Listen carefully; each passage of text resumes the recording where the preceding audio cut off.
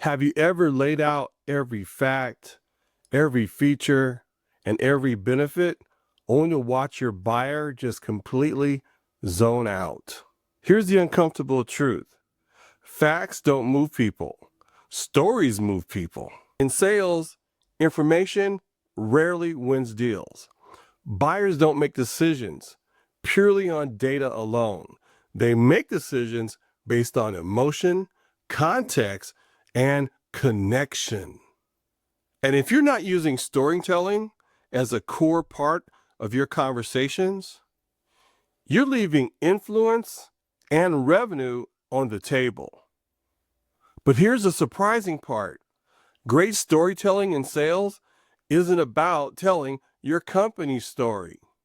It's about something much more powerful. And I'll break that down once we start off with establishing the foundation.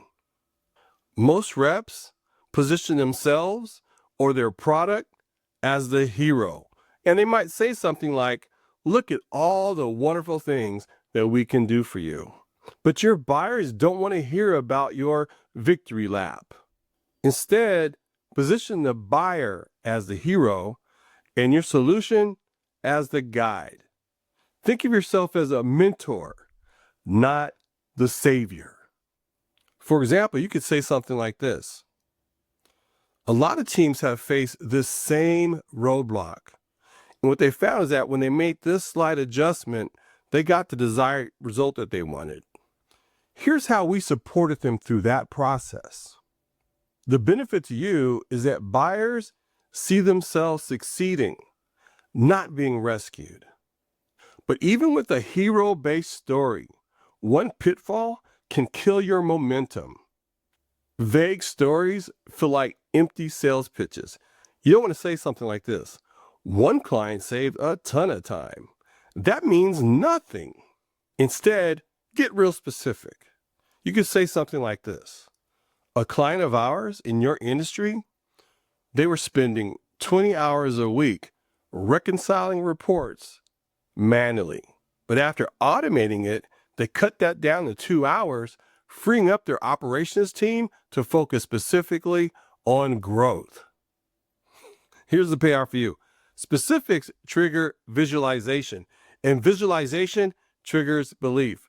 But even sharing great details will fall flat if you leave out the emotional hook. Every deal has emotional drivers under the surface. It could be job recognition. It could be risk avoidance. It could be team performance, or what have you. Your story needs to reflect these issues. You could say something like this. A previous client had a CFO that was real hesitant about implementing because last year they had a program that failed during the rollout. That's why we built a phased rollout plan that gave her confidence at every step. The big payoff here is that emotional resonance creates trust and it lowers perceived risk. But even if your story lands, there's one advanced technique that amplifies its power. Don't over-explain the outcome.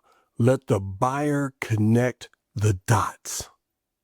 Instead of saying this will double your revenue, you could say, imagine how much your team could achieve when they have twice as much time available to them next week.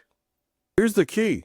When buyers envision success in their own words, they become emotionally invested. And that's what drives commitment. Now that you can see how storytelling can transform your sales conversations, you might be pondering how to use storytelling to influence without pressure. Next, I'll be discussing the silent killer in sales. It's fear, fear of rejection, fear of objections, fear of failure. They quietly can sabotage your performance. I'll show you how you can crush sales fear with actionable strategies that put you back in control in the next video.